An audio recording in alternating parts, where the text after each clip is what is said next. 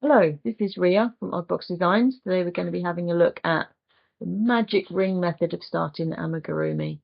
Here is a magic ring of 6 with an increase up to 12 stitches. You can see that's nice and tight, there's no hole in the middle. And here is my contrast.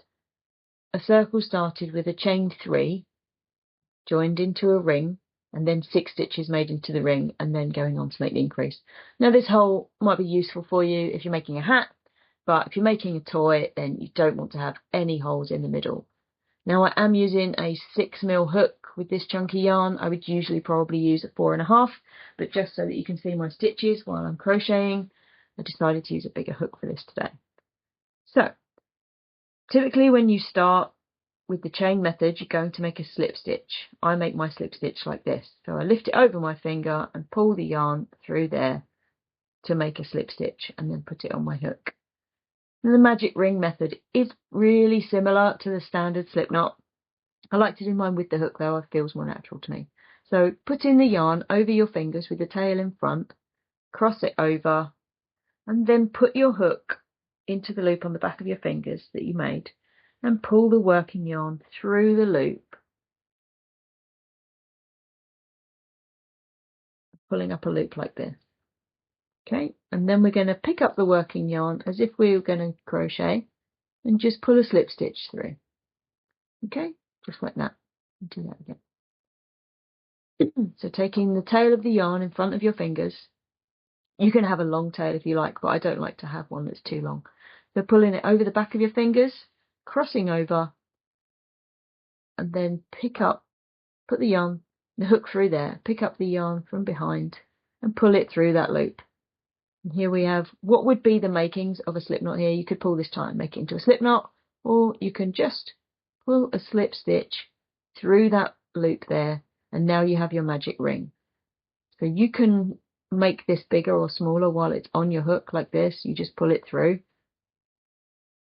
Now taking both the tail here and the loop with the working yarn over your fingers, put your hook through the loop and pick up the yarn and make the single crochets directly into that ring.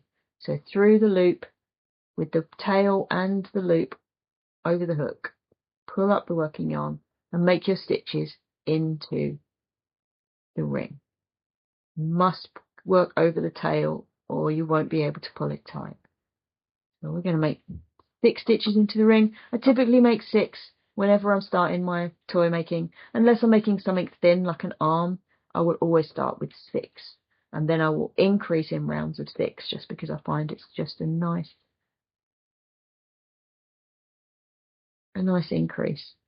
Okay, so we just pulled that tail there to make that tight. And you see it's closed that hole really nicely. Now I'm going to work into the back loops because that's how I would work my toys.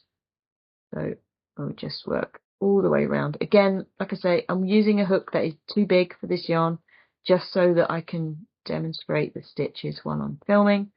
But I would usually use a 4.5 for this yarn. For double knit, I like to use a 3.25. For worsted, I'd use a 3.5. I usually go about 1 whole hook size down from whatever the ball band recommends. That's just based on my own tension. So 2, 4, 6, 8, 10, 12 stitches there. You can see that's nice and tight. You could pull it really tight. I don't think you need to. Just as long as you've closed that hole so that no stuffing's going to come through. Yeah. And it just makes a nice tight closure for when you're doing your toy making. So one more time. Tail over the front of your fingers, cross that yarn over, put your hook through the back, pull the yarn through to pull up a loop. Then pick up the working yarn as if you were going to crochet, pull a loop through to make a slip stitch into that loop. Now working over the tail and through the ring, pick up the yarn from behind and pull your 1, 2, 3, 4. I'll just do 4 this time just so you can see. Just pull that tail tight to close the loop that you made. And then if I was doing a 4-star, I would probably making an arm. So I would do 1 increase and then 1. So I'll increase it up to 6 stitches, not 8.